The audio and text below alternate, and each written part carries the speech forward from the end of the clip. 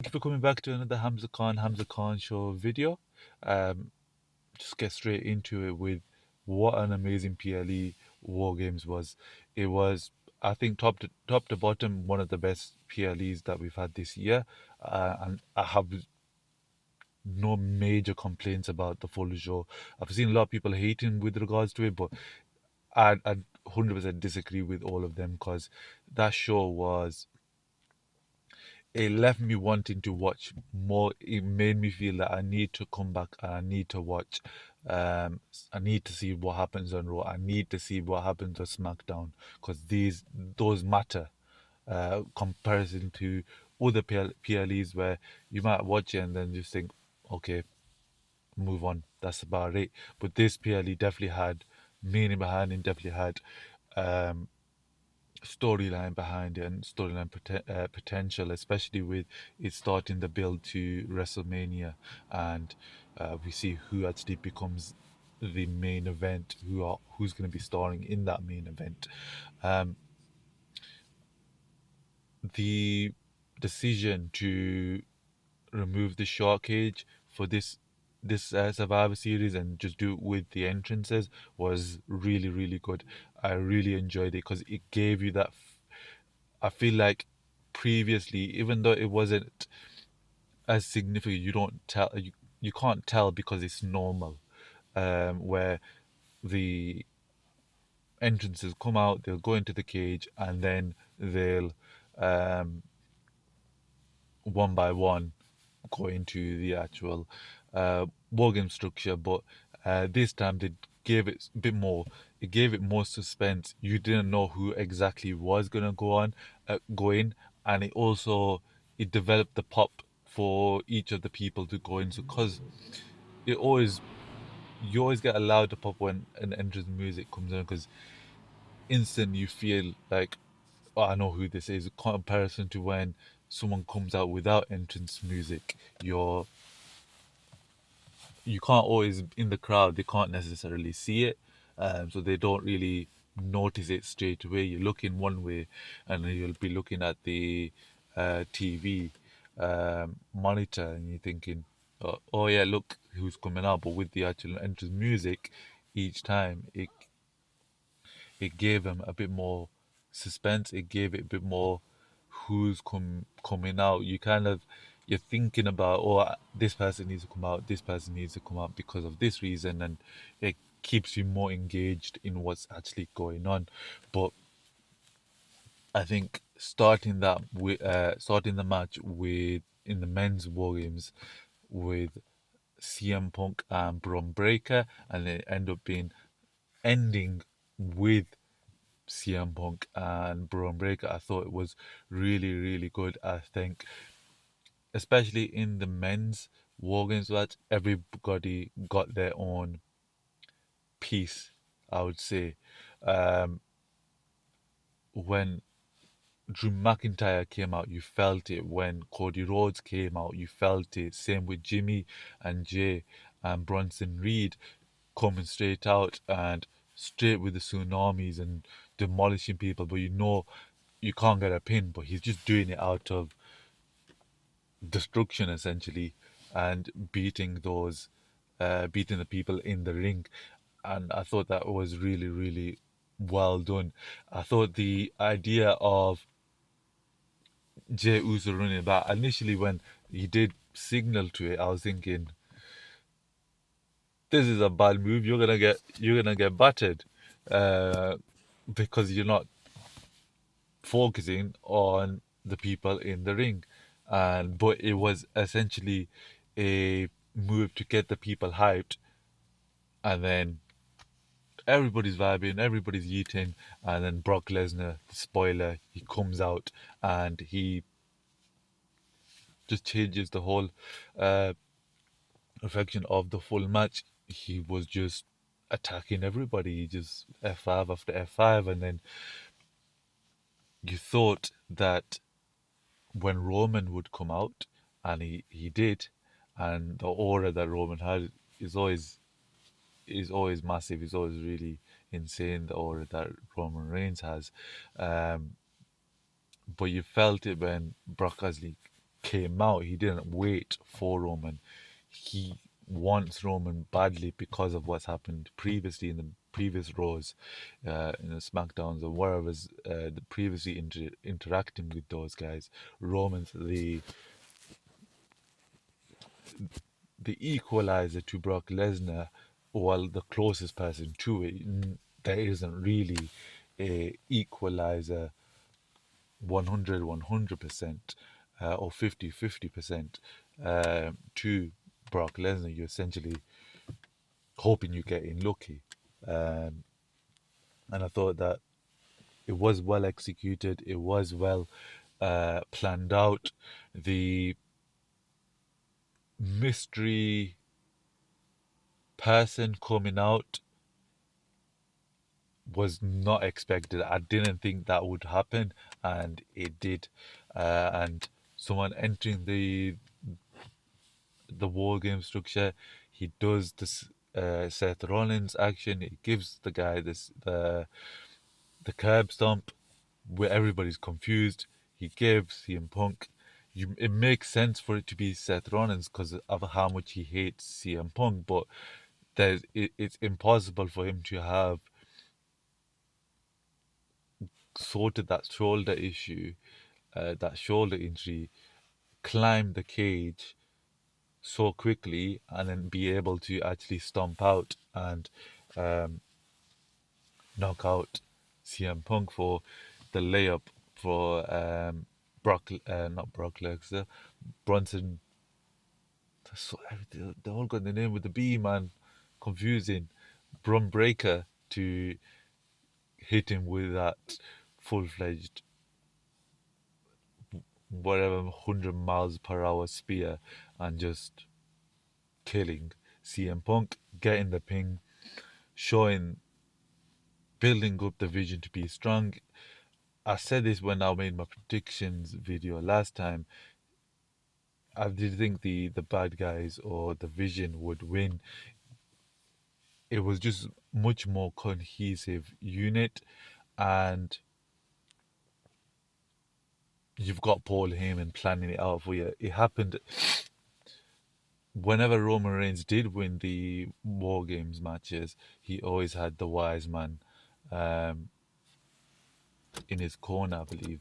I believe in the first one, and especially in the second one, he definitely did have Paul Heyman there, being the glue, being the person keeping everything together. So when he's on the opposite team, that's gonna be very valuable. And I think what they did on commentary as well, highlighting the fact that everybody in that War Games match on the good guys team hadn't lost a match yet, um, or lost a War Games match. Um, so you kind of felt, okay, these guys normally win, so they should really win. But no, it's gonna be um, the vision is gonna win. Um, After the match finished, obviously we had the mystery assailant interfere, cost the good guys the win, letting Braun Breaker to get the pin. Um, there's lots of sounds around here, man. People just need to mind their business a little bit more, man. If I'm going to be honest with you. Um, anyways, um, I think the end of the match was really well done, especially with the whole vision walking out. I can I would love to see it going forwards. The that those 5, 6 with Paul Heyman, 7 whoever the mystery person is. Um, I would love them to keep on working together. If this works, why would you change it? Um, if you're able to actually, what's the word?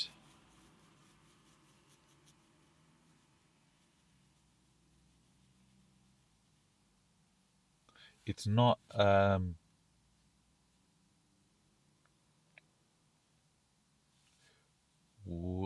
If you're able to gain through um, being with the vision, why wouldn't you? I can, I would love to see if they all eventually did win championships. You can very easily see Braun Breaker becoming the undisputed WWE champion, Braun Breaker being world heavyweight champion. Um, Logan Paul and Drew McIntyre easily could be people who win the tag team championship, and even Bronson Reed going for that intercontinental championship. You can very easily see that. Oh, he doesn't necessarily need that championship. He's got that powerful move in the tsunami, which no one has ever kicked out of, which is that's his thing that no one else has. But you can easily see them all having some sort of championship, so having some sort of massive win going in, working into the future. And WrestleMania 42 could be another case of WrestleMania 39, where it ends in a downer kind of scenario where this division is now essentially complete with who the mystery person is going to be. I'm not 100% sure. Obviously, we've seen the rumors. It's been going on for a very long time of it being Austin Theory, being the last member. When I saw them come out, my head straight went to two people. I don't know why, Tony D'Angelo and Trick Williams as well. Um, I don't know why. That's just the two names, but I can see the theory of it being Austin Theory. But main event really really good, really really watchable. I think a lot of the times, a lot of matches they can be very good, but if you never go back or you never want to watch them again, how can you consider them to be that good? Um, Something's normally good when you do it over and over again. Um, Moving along from that, you had in the middle the two matches. We had the Stephanie Verker versus Nikki Bella match, which I thought it did definitely build up Nikki Bella a little bit, but the right person won with Stephanie Verker, and I think going forward, Stephanie Verker needs to be more involved in the women's um, war games opponents, so the people in that match, she needs to be involved with them main eventing, because you felt it a lot of the times in the Raws and previous to this, where she'll be in the middle of the show, she'll be after a um, a John Cena tournament match, she might be in a backstage interview, but nothing of the caliber of what the women's world heavyweight champion should necessarily feel or present it as. So I think she did get the win. It was another feather into her cap, but it does definitely, we need to get more serious in terms of her opponents. Not that Nikki Bella can't be serious, but um, she is still building. One turning once and then having that world heavyweight championship match, some people can work if they've got a lot of backlog. Currently, Nikki Bella she hasn't been wrestling for 10 years, and she's came back and she's had a few matches previous to that. So, um, and not necessarily bigger wins, from what I can remember. So I definitely see Stephanie Verker needs to start being involved into the uh, who are the people in that War Games match. Talking about that War Games match, I thought it was really enjoyable. I enjoyed it top to bottom. I loved the storylines in between it. I thought Kairi Sane looked really strong. I think Lash Legend looked really strong. Um, there were some dimmer moments. I didn't I'm not necessarily the biggest fan of AJ Lee, so her getting the win, I didn't really see her much in that match. The only thing that I can remember when thinking about AJ Lee is there's three things when she came in, she did like a crossbody. I remember that. I remember her giving Io Sky the trash can, and then her getting the submission win on Becky Lynch. Um, but other than that, nothing major. So I'm interested to see what happens further with her. That's especially a lot more of a I'm liking Becky Lynch a lot more than I am liking AJ Lee, if I'm being honest. Um, but that Morgan's match was really, really good. I enjoyed it. The spot with Io doing the Swanton with the trash can. Like, you always think, how is she gonna develop it even more? How is she gonna make it even better? And she does it every single time. She is definitely the best wrestler in the world currently, in terms of even though men's. She is the best and definitely one of my favorites that you just love watching. Um, and that move was it gave it the impact it should really have.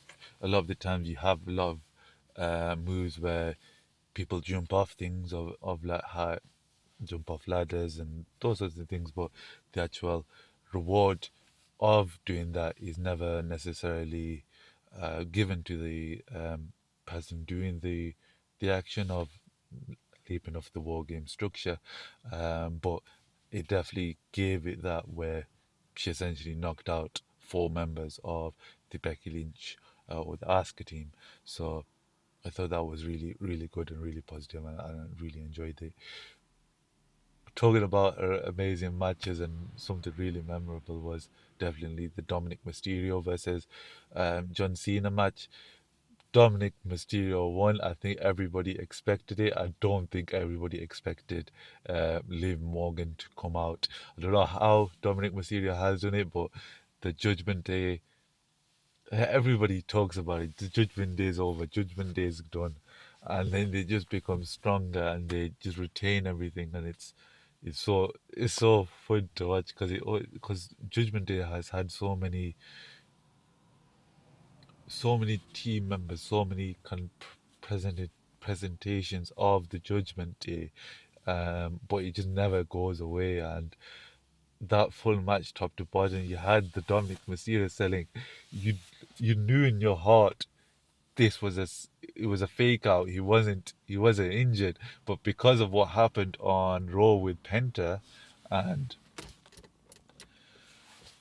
that the John Cena tournament match, it gave you that similar feeling, and you were thinking, "Oh my God, this can't be like this. He can't finish the match like this. This isn't the way that John Cena should um, retain his Intercontinental Championship," and it was just all a distraction for Roxanne Perez and Raquel to actually go and give do the finishes to John Cena and giving him the setup for the 619. I think the going forward, I would like to see the 619 and the frog splash be protected a little bit more. But then again, you're facing John Cena in his second to last match. He is Super Cena. Is what you expect from John Cena. Is what you love about John Cena. Is what you remember about John Cena. Him just being that strong. Obviously, you did have a time where um, it wasn't liked as much, and he got a lot of hate for it. But at the end of the day, that's what happened, and you can't change that. So you can only feel what you feel in the moment. But then what everybody else was talking about was the Liv Morgan coming out. You had the swerve of her slapping Dominic Mysterio and then jumping into John Cena's arms like it was going to be a turn. But uh, you knew it straight away that this was not real. It wasn't actually happening just because there was no build up towards it. It didn't make sense for Liv Morgan to be annoyed with Dominic Mysterio. Not like Dominic Mysterio has done anything bad to Liv Morgan, or he's kind of you had there's like sparks of a relationship with Roxanne Perez, but nothing really, nothing more than what the relationship is with Roxanne Raquel Rodriguez. So there's nothing that Dominic Mysterio has done. So why would Liv Morgan mad about be mad about a? I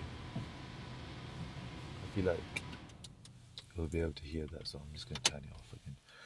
But there's nothing to cause Liv Morgan to turn on Dominic Mysterio, and it ended with one of the best moments of the night, I think, especially something that people enjoyed and people wanted to see.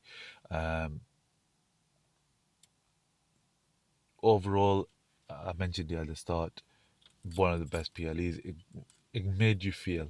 I think that's my kind of description of the full uh, Survivor Series. It made you feel throughout um, the whole show. It gave storylines.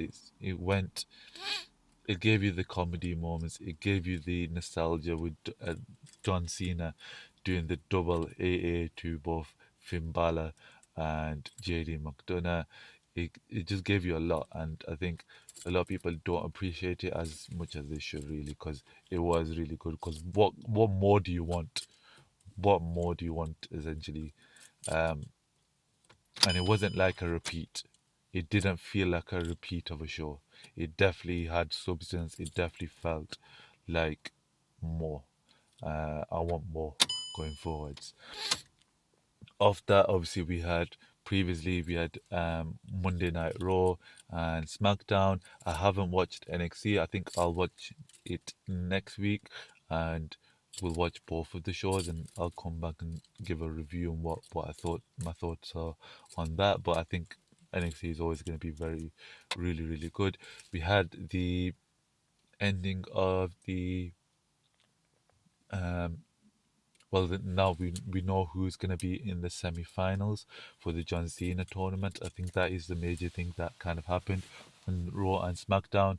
Um, I like the fact that Miz was the one who got the LA Knight match, but I think because of who it was, LA Knight, he wasn't gonna win, and that was a bit of a problem for me. If you're gonna add someone like the Miz, who people would love for the fact that he would be in the um he would face John Cena in his last match. I think diminished it if he's going against someone a lot of people would like it to be in LA Knight. I did not like that Jey Uso won as well. I very much expected that the Vision would get involved and cost Jey Uso the match, but he didn't, and Jey Uso was able to win clean. They definitely do want that push. They want that feeling on Jey Uso. Obviously, don't hate Jey Uso, but we've seen a lot of Jey Uso. We've seen a lot of LA Knight this year, and you want to see something different. Especially going into something like the John Cena's last match. If someone's been in the main event all throughout the year, comparative to someone else, it can diminish it, especially with the type of person it is. And then, of course, we had Carmelo Hayes and Gunther match, another banger with Gunther. No surprises there. And then, unfortunately, we had the Penta and Solo Score match where uh, Solo was able to win without uh, beating Penta. Who knows whether he would have actually won if Penta hadn't got injured? I don't think so. I think it would have been would have been Penta versus Gunther, but now we get to see Gunther versus Solo. Hopefully, we don't see any um, white six at all. I don't want to see them anywhere near it. I just want 30 minutes of Kunta and Solo just killing each other, essentially. No MFTs involved, nothing like that, and just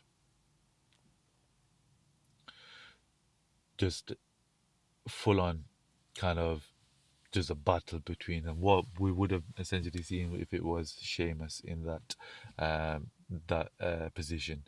But now we know obviously it's going to be Solo versus Gunther and Jey Uso versus LA Knight.